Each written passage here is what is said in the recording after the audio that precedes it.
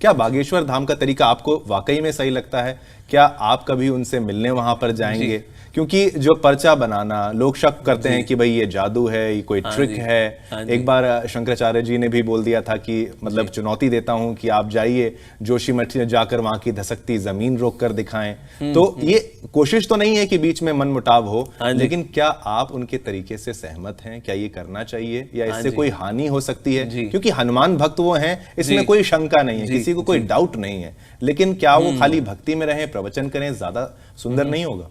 या ऐसे होता क्या, देखिए एक ना शास्त्र में कथन है, उसको बोलते हैं फलेन परिचयते। That means actions are judged by result.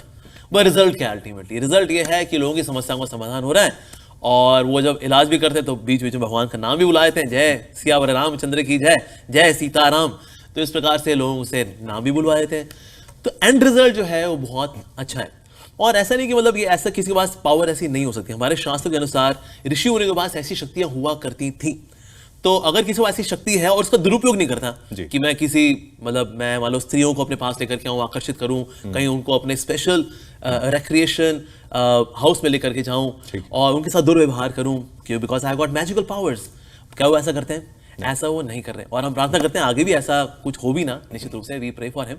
लेकिन एंड रिजल्ट क्या है? लोगों की अगर सहायता हो रही है तो इसमें कोई खराबी नहीं है। तो कई ऐसे लोग हैं जिन्होंने कि जादू दिखा करके लोगों को बेवकूफ बनाया है, पैसा इकट्ठा किया है, अपने भोग में इस्तेमाल किया है। पर वो हमने उनका जो जीवन शैली देखी, हमने जो वीडियोस देखी, उसके अनुसार तो लगा बहुत ही सरल सीधा साधा जीवन है। तो अगर लोगों की हेल्प हो जाती है इससे, देन इट्स एब्सोल्युटली फाइन। लेकिन ना कहीं इसके पीछे एक पॉलिटिकल मुद्दा चल रहा होता है, फिर इससे एक पर्टिकुलर धर्म हाईलाइट हो जाएगा, फिर हमारे यहाँ के लोग छोड़ के चले जाएंगे, हमने इतनी मुश्किल से उनको यहाँ लेकर के आए हैं, फिर वो वहाँ चले जाएंगे, फिर क्या होगा रे?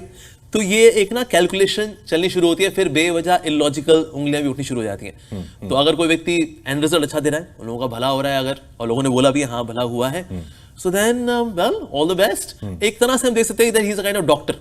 जैसे कुछ बीमारियां होती हैं जो कि ग्रॉस मेडिसिन से ठीक होती हैं, कुछ बीमारियां होती हैं जो सटल मेडिसिन से ठीक होती हैं। तो सटल मेडिसिन से अगर कुछ ठीक हो रहा है और लोगों को फर्क पड़ रहा है और किसी को नुकसान नहीं हो रहा और वो किसी पाखंड में दम में नहीं है, और हमने ऐसा कुछ वीडियो देखा भी नहीं फिलहाल, तो so then we can say या okay and result is good, so all the best. And result के साथ अमोक जी, लोगों की वो घर वापसी की बात करते हैं, उन पर ये भी आरोप लगता है वो कई लोगों को वापस लाते हैं। क्या आप कन्वर्जन की इस प्रक्रिया से सहमत रखते हैं? क्या आप साथ देते हैं? क्या ये सही तरीका है? ओके, आप देखिए कन्वर्जन तो दो तरह के होते हैं, एक होता है हॉरिजॉन्टल कन्वर्जन, एक होता है वर्टिकल कन्वर्जन। जो हॉरिजॉन्टल कन्वर्जन होता है उसमें क्या व्यक्ति करता है, एक व्यक्ति को मटेरियलिस्ट ही रहने देता है, पर उसको सिर्फ धर्म परिवर्तन करता है। In the sense he was a Hindu materialistic person, now he becomes a Muslim materialistic person और अ क्रिश्चियन मटेरियलिस्टिक पर्सन। इसको बोलते हैं हॉरिजॉन्टल कन्वर्जन। पर actually we should not go for horizontal conversion, we should go for vertical conversion. यानी कि एक materialist को spiritualist बनाना, ये कन्वर्जन जो है बहुत अच्छा है। यानी कि एक व्यक्ति मटेरियलिस्ट था, फ्रस्ट्रेटेड था, एंग्री था, काम क्रोध लोभ में डूबा हुआ था, अब वो ज्यादा शांत है, ज्यादा गॉड ओरिएंटेड है, ये भी कन्वर्जन। सो ये वर्टिकल कन्वर्जन जो है करना अच्छी बात है। और सनातन धर्म में अगर आप देखेंगे ना, हम लोग कभी भी हॉरिजॉन्टल कन्वर्जन नहीं करते कि तुम कर्मी थे तुम कर्मी ही रहो, तुम बदमाश थे तुम बदमाश ही रहो, बस ये रबर स्टैम्प वाला हिंदू बन जाओ और क्या। नहीं तो ऐसा कभी भी हिंदू का कन्वर्जन का नहीं रहा। और वैसे कन्वर्जन हमने कभी किया ही नहीं कि हम जोड़ तोड़ लगा करके, कोई टेक्निक लगा करके, कोई छलावा करके लोगों को कन्वर्ट करें। दैट्स नॉट सनातन धर्म एट ऑल। लेकिन हाँ, हम लोग वर्टिकल कन्वर्जन जरूर करते हैं। विदेशों में अगर आप देखें ना, कई ऐसे लोग हैं जो कि आज हरे कृष्णा कर रहे हैं, but we made them spiritualist. और आज जैसे आप कन्वर्जन अगर इंडिया के अंदर देखें, इंडिया में क्या करते हैं, ये ऐसा नहीं कि उनको बाइबल या कुरान पढ़ाते हैं कन्वर्ट करके, no, they make them actually Hindu haters. लेकिन कभी हिंदू ऐसा काम करेगा कि हम नफरत डालें दूसरे धर्मों को लेकर के, हम ऐसा कभी नहीं करते।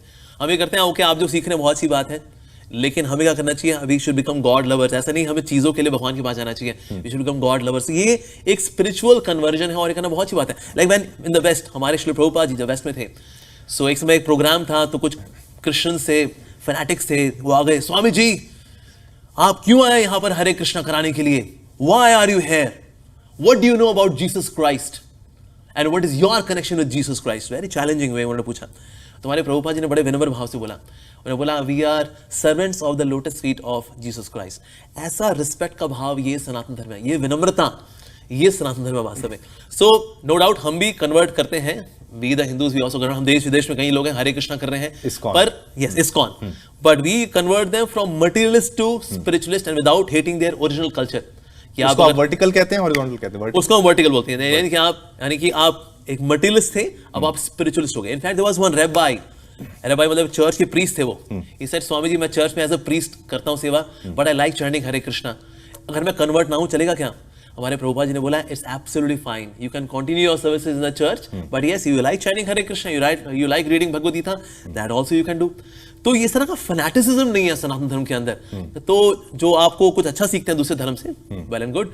तो इसलिए जो कन्वर्जन है इंडिया के अंदर ज्यादातर जो हुआ है, जिस तरह से मिशनरीज ने किया इंडिया के अंदर, वो ज्यादातर था हॉरिजॉन्टल कन्वर्जन, की किसी को पैसा दे करके, किसी को नौकरी दे करके, या तलवार के दम पे। इस तरह से कन्वर्जन्स इंडिया के अंदर भर भर के हुए, लाखों लोगों के कन्वर्जन्स हुए। लोगों के लिए, हिंदुओं के लिए दिक्कत की बात ये हो जाती है, कई देवी देवता हैं, उनको समझना पड़ता है कि इसकी पूजा करें या उसकी करें। लेकिन आपने एक मार्ग चुना, आपने कृष्णा कॉन्शियसनेस को चुना। लेकिन आपके वीडियोस में जब देखता हूं, आप हनुमान जी की बात करते हैं, आप राम जी की बात करते हैं, आप शिव जी की बात करते हैं। तो केवल कृष्ण की पूजा करना ही एक मार्ग है, या फिर ये एक मार्ग है उन हजारों मार्गों में से? आखिर इस्कॉन को क्यों चुना जाए, आप अगर आप उसको प्रीच करते हैं तो? ओके, एक्चुअली मैं वैसे इस्कॉन में सीधे डायरेक्टली नहीं आया।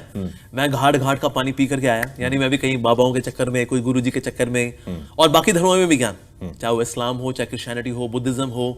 सो इस तरह से मैं भी अलग अलग धर्मों में भी मैंने क्वेश्चन आंसर किए वहाँ के जो टीचर्स थे। तो ऐसा नहीं कि मैं सीधे इस्कॉन में आ गया तो ठीक है, जो जहां आ गया तो वहां फंस गया तो बेचारा फिर आगे वहीं निकल लिया। नहीं, ऐसा नहीं, मेरे साथ ऐसा नहीं था।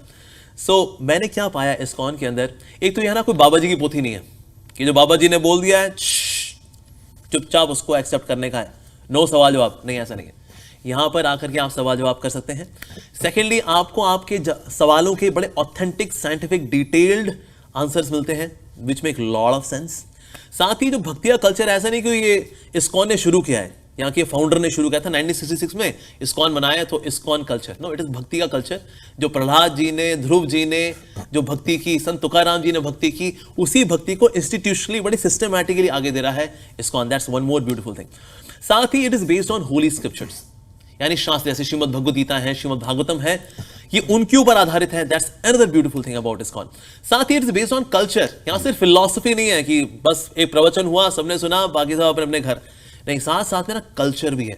चाहे ग्रीट करने का कल्चर, चाहे लाइक वी से हरे Krishna, that's a culture.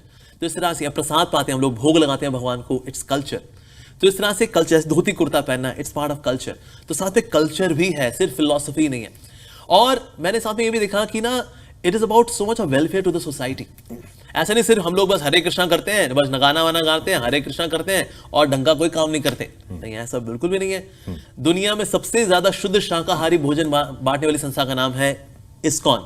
40 billion plates of sanctified food is distributed by ISKCON in past 55 years. पिछले 55 सालों में हमने 40 बिलियन प्लेट्स प्रसाद बांटा। अभी सिर्फ कोविड में इंडिया के अंदर अकेले 7 करोड़ प्लेट्स बांटी इस्कॉन ने। अपनी जान की परवाह ना करते हुए, हमें भी कोविड हो सकता है, पर हमारे इस्कॉन के डिवोटीज गए और उन्हें प्रसादी बांटा। तो ये मुझे बहुत अच्छा लगा कि ऐसा नहीं ये लोग सिर्फ अपने कुनबे के अंदर रहते हैं, अपने गुफाओं के अंदर रहते हैं, लेकिन बाहर कुछ नहीं करते। नहीं, ऐसा बिल्कुल भी नहीं है।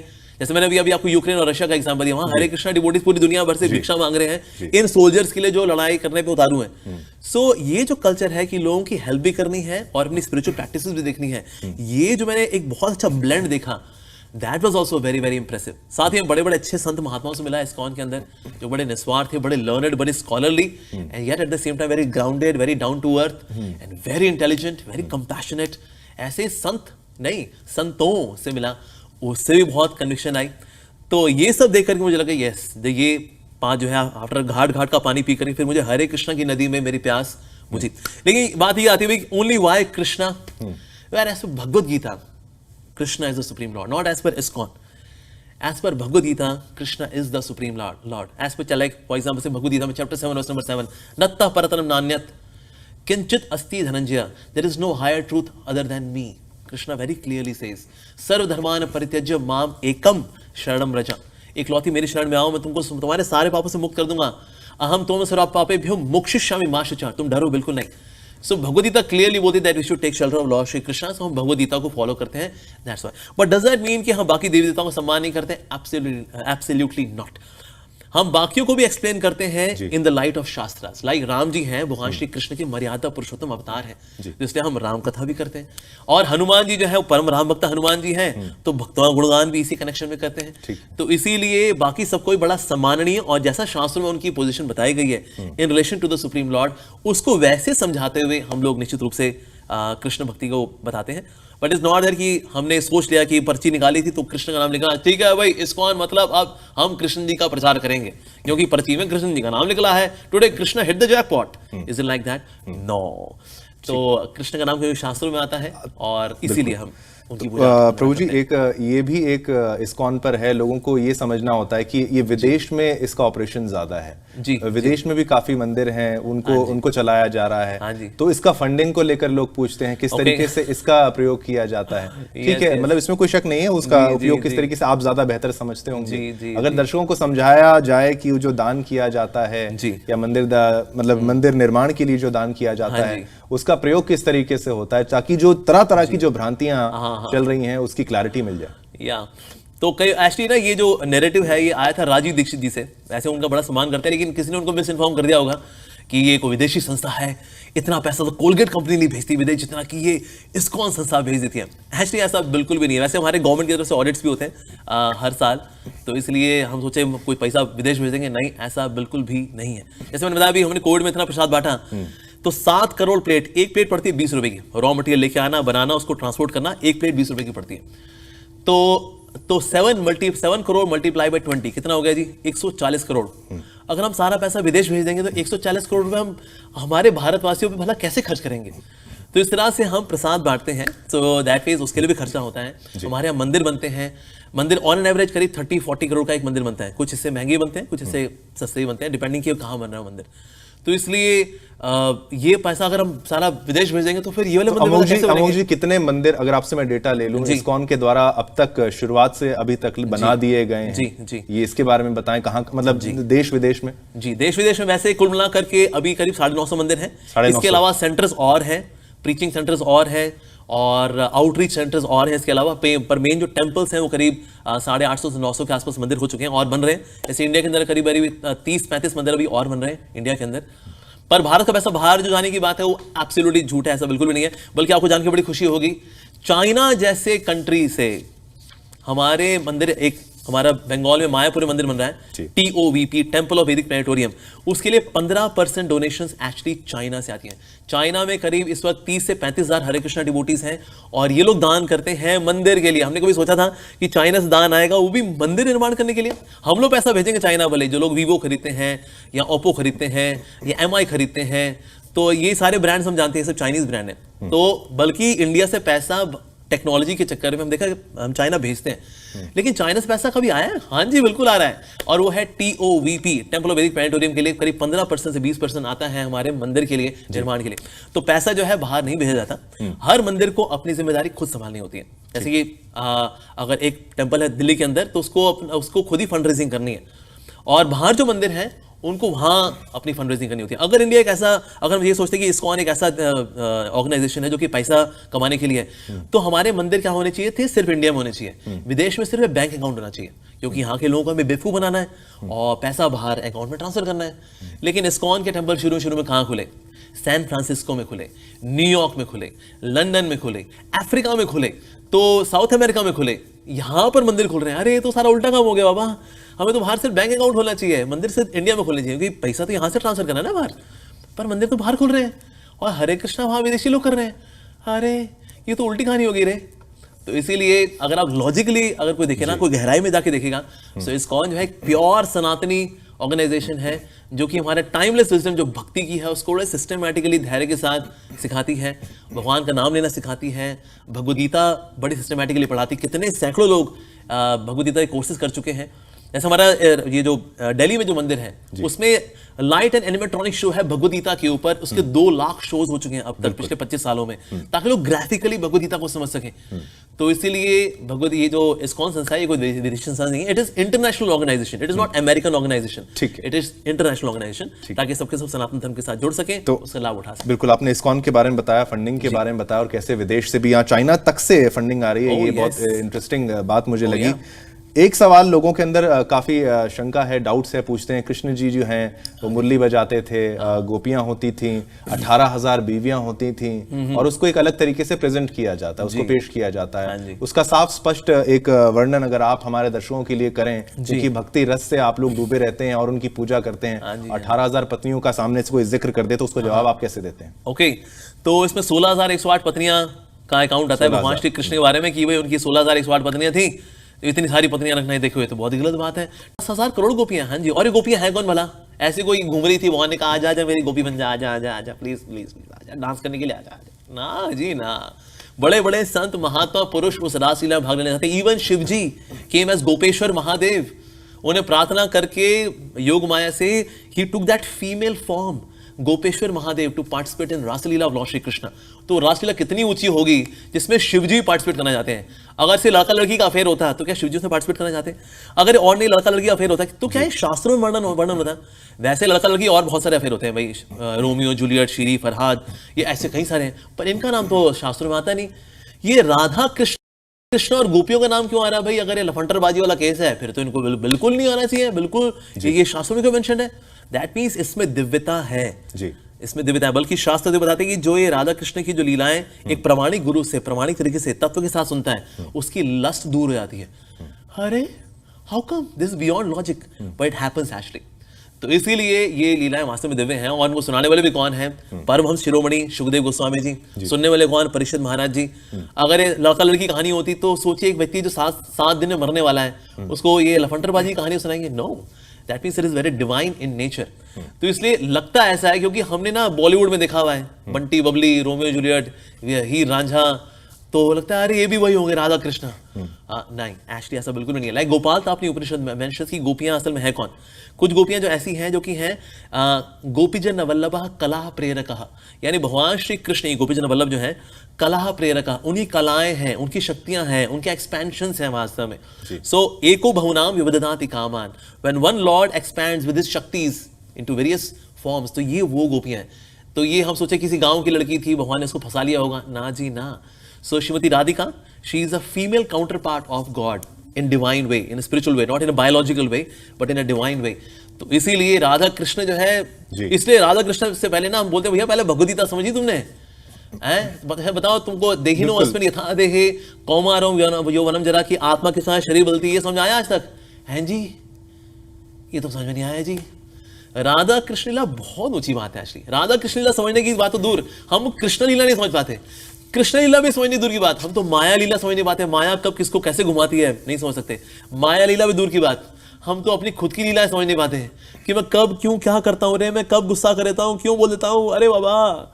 तो हम तो अपनी खुद की लीला नहीं समझ पाते, तो फिर माया लीला दूर की बात, कृष्ण लीला और दूर की बात, राधा कृष्ण लीला और गोपियों की तो और दूर की बात। बिल्कुल। तो इसलिए फर्स्ट क्लास का बच्चा सीधे अगर डिफरेंशिएशन इंटीग्रेशन समझेगा ना तो बेचारे को कंफ्यूजन हो जाएगी। सर पहले अलजेब्रा पढ़ लो, ठीक है, पहले भगवद गीता पढ़ लो, उसके बाद फिर एक दिन राधा कृष्ण में भी आना बेटा, वो बहुत हाई तत्व है, very very deep, very esoteric, divine with sublime love, वो वाला तत्व है। इससे अगलम बगलम जो होते हैं ना तिगड़ी फिगड़ी वाले, वो नहीं समझ पाते इसको। It is very exalted phenomena.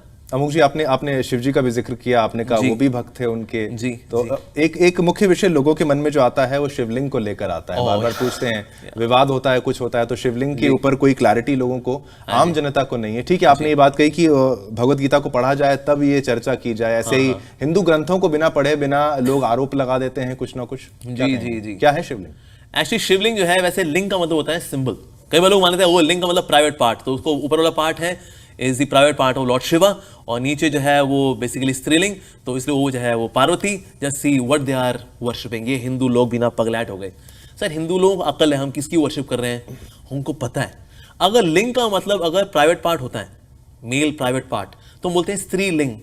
ये तो बायोलॉजिकली और लॉजिकली दोनों ही, मतलब दोनों की हत्या हो गई तो यहाँ पर, because biologically we know that they have their private part and male have their private part.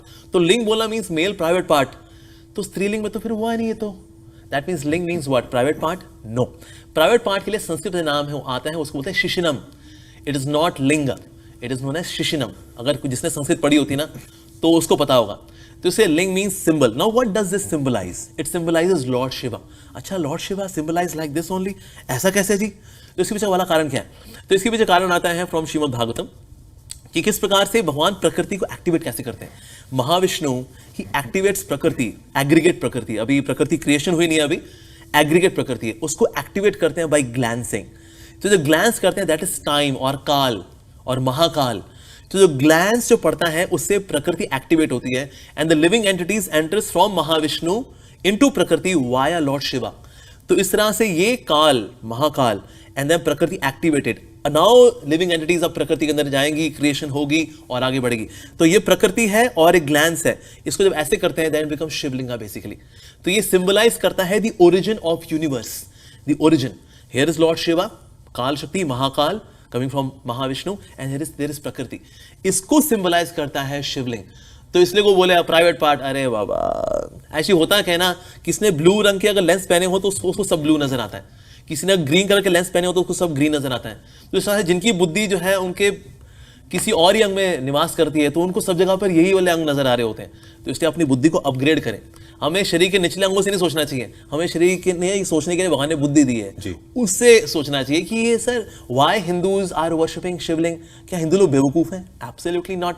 समझदार लोग हैं, श्रद्धालु लोग हैं, वो जानते हैं it's a symbol of lord Shiva, the combination of Shivji and Parvati, not really private part. It's the origin of the universe, living entities from Mahavishnu, और ये प्रकृति प्रवेश करी है शिवजी के माध्यम से।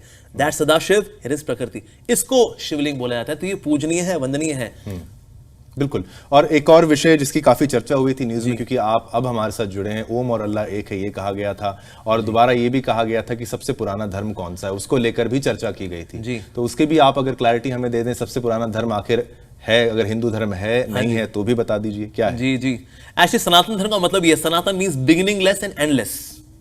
तो इसीलिए सनातन धर्म ही ओरिजिनल धर्म है, नो डाउट।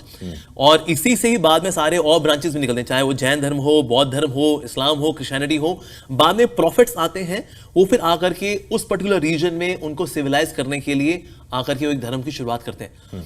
लेकिन और देखिए, जितने भी धर्म है ना, उनका एक डेट ऑफ ओरिजिन है, मतलब इस तारीख को प्रॉफिट आए, उनके मैसेंजर आए और शुरुआत हुई। लेकिन वो हिंदू धर्म से पूछे, सर आपकी डेट ऑफ बर्थ वगैरह कुछ बताइए जरा। There is no date of birth for सनातन धर्म बिकॉज ये बिगिनिंगलेस है। इसीलिए तो कलयुग जो 5000 साल पहले शुरू होता है, तो कलयुग में ही जब लोग अधर्म की ओर बढ़ जाते हैं तो इनको फिर से सिविलाइज बनाने के लिए कुछ प्रॉफिट्स और मैसेंजर्स आते हैं ताकि ये लोग सिविलाइज हो जाए। लेकिन 5000 साल पहले तो कलयुग शुरू हुआ था, उससे पहले फिर कोई धर्म नहीं था क्या? उसके पहले सनातन धर्म था वास्तव में। सो इसलिए ओल्डेस्ट रिलीजन इज एक्चुअली सनातन धर्म। इसलिए जितने डिटेल्ड में अगर हम देखें स्पिरिचुअल नॉलेज को, जितनी डिटेल सनातन धर्म के अंदर है उतनी और कहीं पर भी नहीं है। Every religion has got one book, पर सनातन धर्म के अंदर वेल देयर आर उपनिषद्स, और साथ साथ में इसमें पुराण भी है, श्रुति भी है, स्मृति भी है, और साथ में इसमें इतिहास भी आते हैं। महाभारत और रामायण, रामायण के अंदर 25,000 श्लोक हैं और महाभारत के अंदर 1 लाख श्लोक हैं, और फिर पुराणों के अंदर तो 4.5 लाख 5 लाख श्लोक हैं, और इसमें फिर एपिटोम श्रीमद् भागवतम 18,000 श्लोक। अरे बाबा।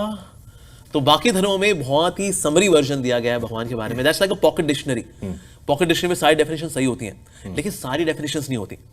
लेकिन Sanatan Dharma is like Merriam Webster's unabridged edition, detailed description, ना सिर्फ संसार के बारे में बल्कि भगवान के धाम के बारे में, भगवान कैसे दिखते हैं, भगवान की रेसिप्रोकेशंस क्या है, उनका नाम कैसा, उनका रूप कैसा, उनके गुण कैसे हैं, उनकी क्वालिटीज कैसी, उनकी रेसिप्रोकेशंस कैसी हैं।